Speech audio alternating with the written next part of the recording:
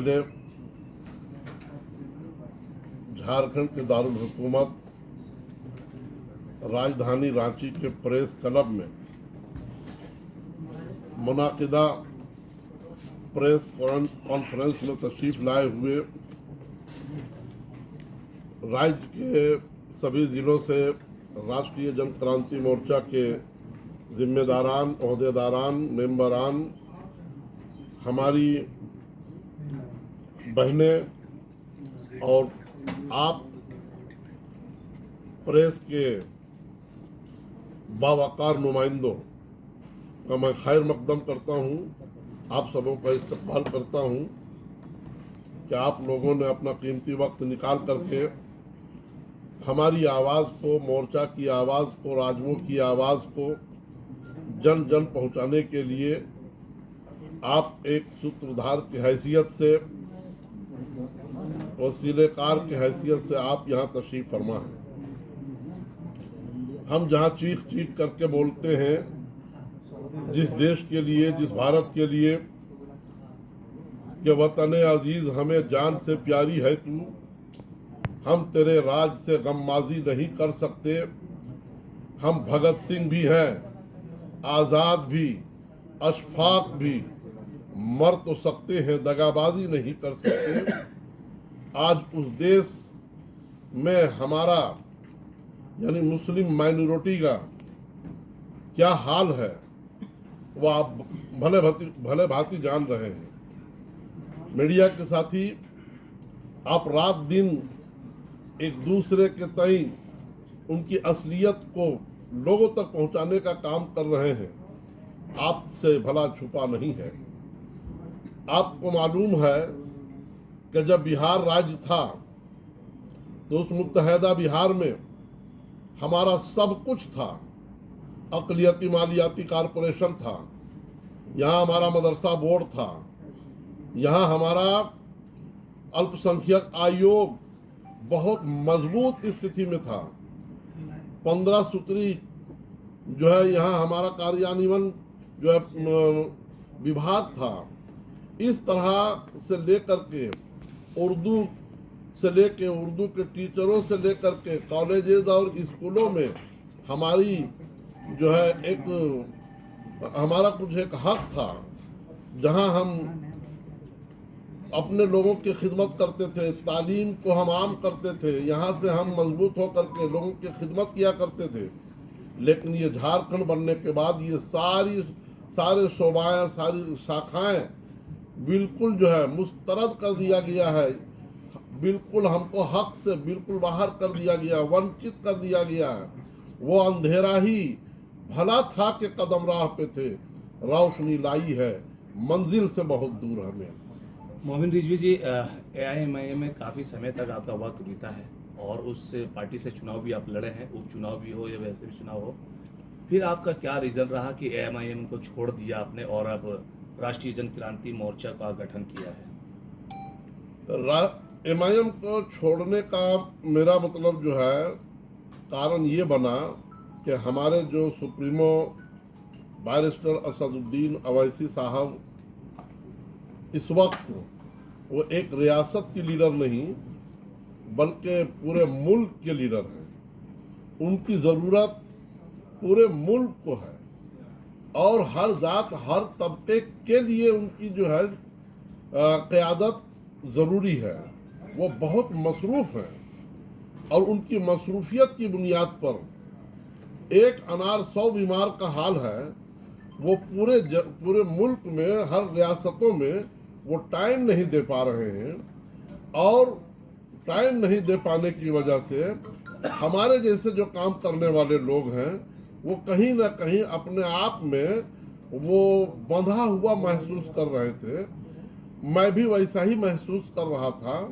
इसलिए कि ना मेरा लेके कुछ किए जाओ, कुछ ना करना बड़ी खराबी है और कामयाबी कोई शय नहीं, काम करना ही कामयाबी है।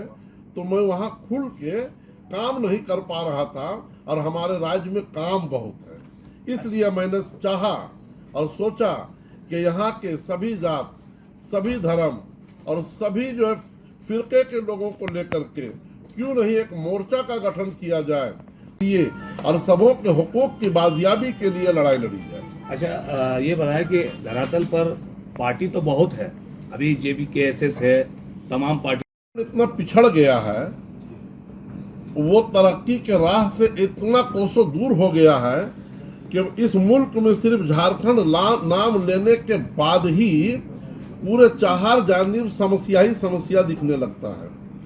आज रात जो गुजरी है आपने देखा होगा, लाइन ऑर्डर का क्या हाल है कि आज रात में गोली मार दी गई है। हमारे वो पूर्व पार्षद थे, धुरवा के पूर्व पार्षद थे, आज वो मौत और जिंदगी के से जूझ रहे हैं। उनका नाम वेद प्रकाश साहब है। बताइए क्या यहाँ का लाइन ऑर्डर है। कल ही अख्तर अंसारी को पहले गाय के नाम पे लोग मारते थे, अब बकरी के नाम पर उनका मॉब लिंचिंग कर दिया जा रहा है। अब भी मौलाना शहाबुद्दीन के जो है कत्ल किए हुए, मॉब लिंचिंग किए हुए, उनकी लिंचिंग किए हुए अभी चहारम भी ठीक से नहीं गुजरा था, 10वां भी नहीं गुजरा है, 40वां आने में बाकी है और फिर मेरा एक अख्तर अंसारी को शहीद कर दिया जाता है। आज के प्रेस कॉन्फ्रेंस में राष्ट्रीय जन क्रांति मोर्चा के नवनियुक्त केंद्रीय अध्यक्ष मौलाना अब्दुल मुबीन रिजवी साहब और तमाम लोग जो आज के प्रेस कॉन्फ्रेंस में उपस्थित हैं और आप मीडिया के बंधु बहनों सभी का मैं तहे दिल से स्वागत करता हूं। और राष्ट्रीय जन क्रांति मोर्चा का गठन 27 नवंबर 2011 को किया गया था और 17 फरवरी 2014 को इसका रजिस्ट्रेशन भारत निर्वाचन आयोग से मिल गया। राष्ट्रीय जन क्रांति मोर्चा नाम रखकर राजनीतिक दल बनाने का मकसद यही था कि हम लोग भारत के हर कोने में अपनी पार्टी का विस्तार कर सके, संगठन खड़ा कर सके और सभी वर्गों के बीच जा सके। आप देखे होंगे कि आज़ादी के बाद 1952 से जो भी आम चुनाव हुए उस सारे चुनाव में माइनॉरिटी का जो वोट है बहुत जागरूक वोट माना गया। इससे जागरूक वोट को है ही नहीं। अब जागरूक वोट को इस तरह से हाशिए पर रख दिया गया कि आज हम को कोई कहे न कहे हमारे मतदाता जो हैं भाजपा के खिलाफ जाकर वोट दे देते हैं, खाली पता लगाते हैं नहीं कि भाजपा को कौन हराएगा।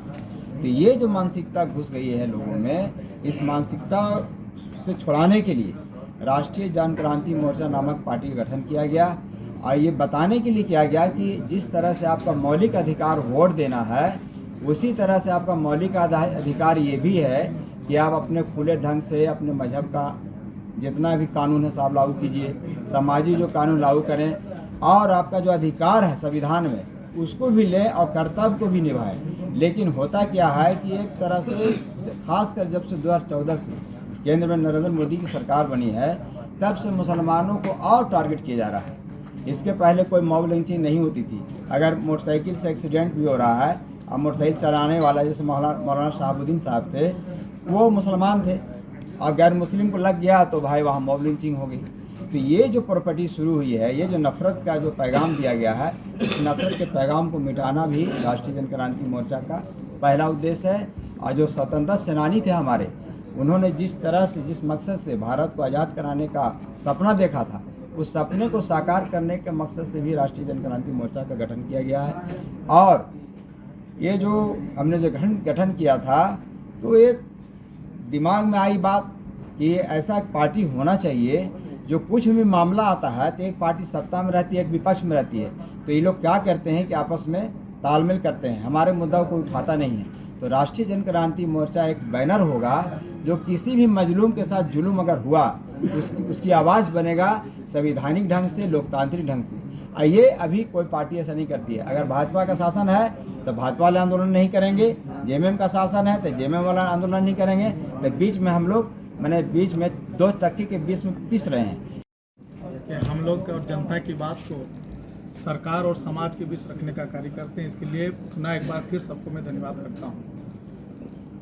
राष्ट्रीय जन क्रांति मोर्चा आज कई सालों से ज़मीनी स्तर पर ही काम कर रही है और आने वाले दिनों में भी काम करती रहेगी। अभी इस विधानसभा में हम परिवर्तन को देखते हुए इस पार्टी को आज प्रेस क्लब से झारखंड के हर घर तक पहुंचा रहे हैं आपके माध्यम से, वो ज़रूरी इसलिए हो गया है कि ना कांग्रेस झारखंडियों के लिए है, ना जेएमएम झारखंडियों के लिए है, ना आजसू झारखंडियों के लिए है, और जितनी भी पार्टियां यहाँ पे हैं जो अपने आप को सेकुलर कहती है, ये झारखंडियों के लिए नहीं है, ये अपने आकाओं के लिए है, विदेशी ताकतों के लिए है, बाहरी ताकतों के लिए है।